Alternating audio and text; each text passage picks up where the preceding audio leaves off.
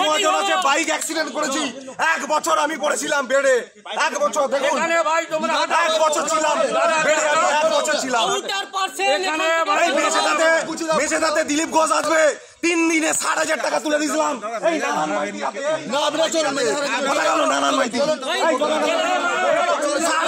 তুলে দিয়েছিলাম, এই দিলীপটাকে এত ভালোবাসতাম। হ্যাঁ, আজকে দিলীপটা যা করেছে কিছু গ্রুপবাজি চলবে না, কোনো দল চলবে না, উপদল করতে দেবো না আমরা।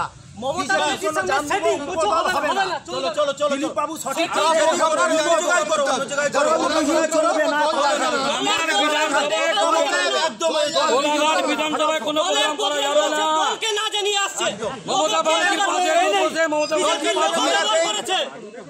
না জানিয়ে প্রোগ্রাম করা যাবে না।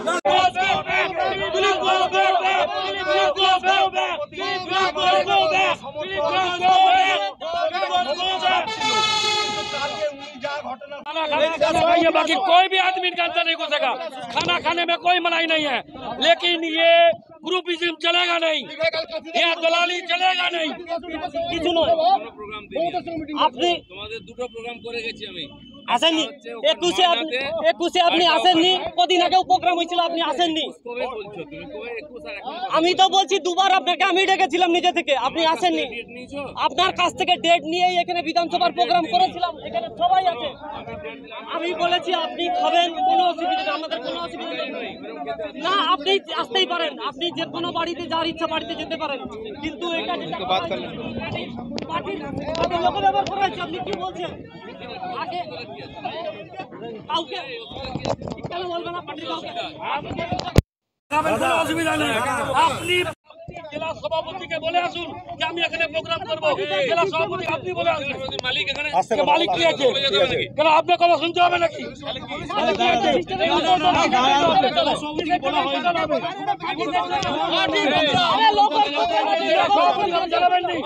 আপনি উপদল করবেন, জেলা সভাপতি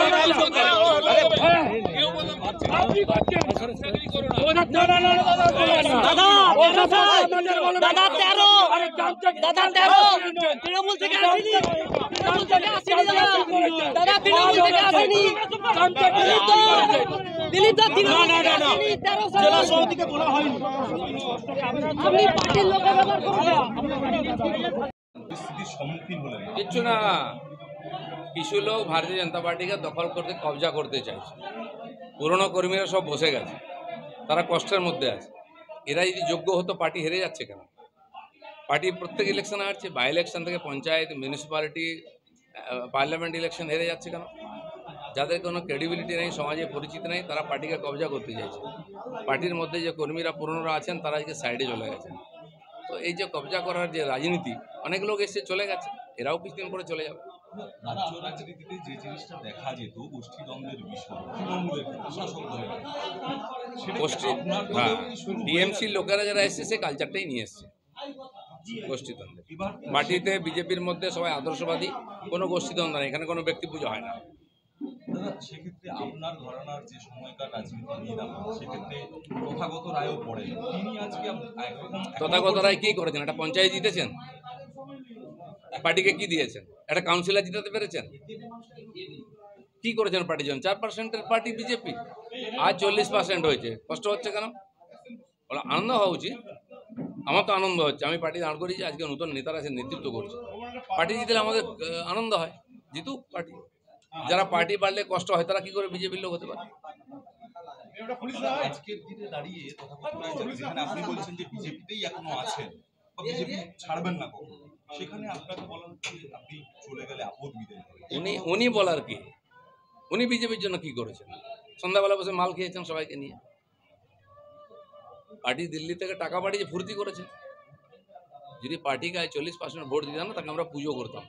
কেউ পাত্তা দেয় না কেন? তার কথা কি গুরুত্ব আছে? খুব বেশি কর্মী সমর্থক এখানে উপস্থিত হয়, অথচ তারপরে আপনাকে বাধা দেওয়ার চেষ্টা করা হয়। না, কিছু লোক আছে যারা, বললাম না, পার্টিকে কবজা করতে এসে নতুন নতুন বিজেপি হয়েছে, তারা একটু ঝামেলা করার চেষ্টা করছে। এটা হবে না। আমরা রক্ত দিয়ে, ঘাম দিয়ে পার্টি দাঁড় করিয়েছি। লক্ষ লক্ষ কর্মী বাড়িতে বসে আছে, এরাই কাজ করতে দিচ্ছে না। তারা কিন্তু বিজেপি ছাড়েনি, তারাই বিজেপিকে জেতাবে। সাধারণ মানুষ ওই লোকগুলোকেই বিশ্বাস করে, তারা কি অরিজিনাল বিজেপি করে। হঠাৎ বিজেপি যারা তারা হঠাৎ এসছে হঠাৎ যাবে, বিজেপির কিছু যায় আসে না। তাহলে কি মনে করছেন যারা বিক্ষোভ দেখালো আজকে তারা হঠাৎ বিজেপি? বেশিরভাগই কতদিন বিজেপি করে জিজ্ঞেস করুন না।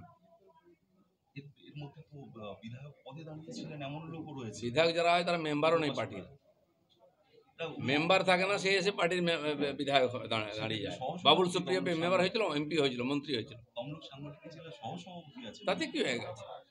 কোটাতে বহু লোক সহসভাপতি হয়েছে। কতদিন আগে বিজেপি আমাকে কালো ঝান্ডা দেখিয়েছে তমলুকে, সে আমার পার্টির নেতা আছে।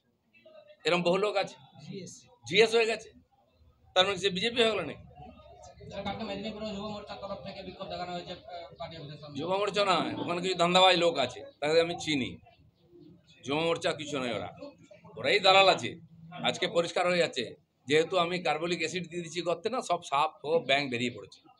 আসল কথাটা বলেছে দিলীপ ঘোষ, আর দিলীপ ঘোষ বলবে, কারণ দিলীপ ঘোষ প্রাণ দিয়ে পার্টি দান করিয়েছে। আরো একটা বিষয়, কৌস্তব বাগচি বলছে সেখানে আপনার মানে হোটেলে আপনাকে আমন্ত্রণ ভালো করানো হয়েছে সরকারের তরফ থেকে, যে কারণেই আপনি গেছেন। কৌস্তব বাগচি ছিল না কি ওখানে? কৌস্তব বাগচি কি করেছে? কে পাত্তা দেয়? কোন পার্টি থেকে এসেছে? হঠাৎ বিজেপি 4 দিন এসে গামছা বেঁধে নেতাগিরি হয়ে গেল। সে জানে দিলীপ ঘোষ কি খায়, কোথায় থাকে। যাদের সঙ্গে থেকেছ সেই কালচার নিয়ে থাকো। আর ভবিষ্যতেও তো এরকম একাধিক যা আজ থেকে শুরু হলো, একাধিক বিক্ষোভের সম্মুখীন হতে হবে হয়। আরে অনেকবার টিএমসিও লোক দিয়ে আমাকে বিক্ষোভ করাতো, রোজ কালো পতাকা দেখাতো। তারা কোথায় আছে? আর দিলীপ ঘোষ কোথায়? এদের বিক্ষোভ কি তাদের সাথে সব একটু আঁচের দিন ভিজরে সবুজ বেরোবে, উপরে গরুয়া হলে কি হবে? কিছু আমাদের লোকেরাও একটুখানি হতাশ হয়ে গিয়ে এগুলো করছে। তারা জানে বিজেপি কত কষ্ট করে দাঁড় করা। আরেকটা জিনিস, আমি এখানে গ্রামে গ্রামে গিয়ে বিজেপি দাঁড় করেছি, আমার পাশে দাঁড়িয়ে আছে না।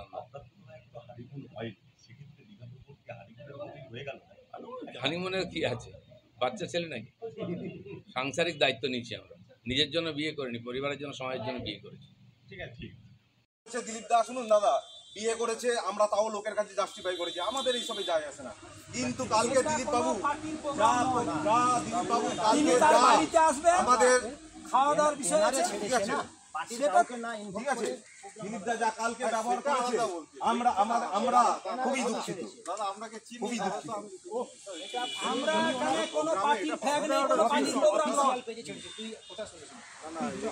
ঠিক হচ্ছে না দাদা, এটাও বলতেই পারে। কোনো পার্টির প্রোগ্রাম নয়, তার ব্যক্তিগত বাড়িতে এসছে, খাওয়া দাওয়া করবে, এখানে আলোচনা হচ্ছে না দাদা। এখানে কেন তুলো আছে? কোথায় একটা ব্যানার ফ্ল্যাগ কিছু আছে? আমরা দাদা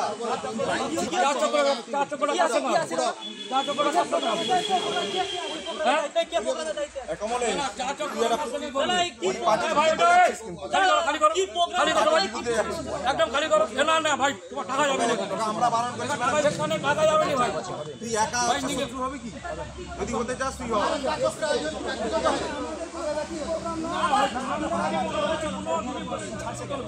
বিধানসভা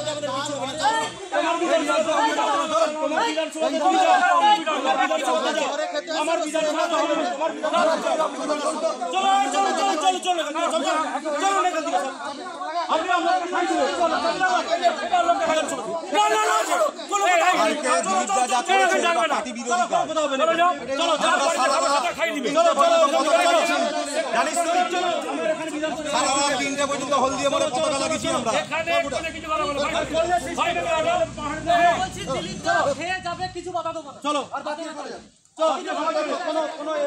উনি পুরো পাঁশকুড়ায় প্রোগ্রাম রেখেছেন তো আপনি বলতে পারবেন না। উনি পুরো পাঁশকুড়ায় প্রোগ্রাম রেখেছেন, প্রোগ্রাম রাখার পর তার স্ক্রিনশট তিনটে পর্যন্ত আমরা পতাকা লাগিয়েছি হলদিয়া মোড়ে। আমরাই প্রোগ্রাম করাতাম, আমরা বলছি ভাই, আমরা এই বিধানসভা কাউকে না করবো একদম নয়। হোটেলে কে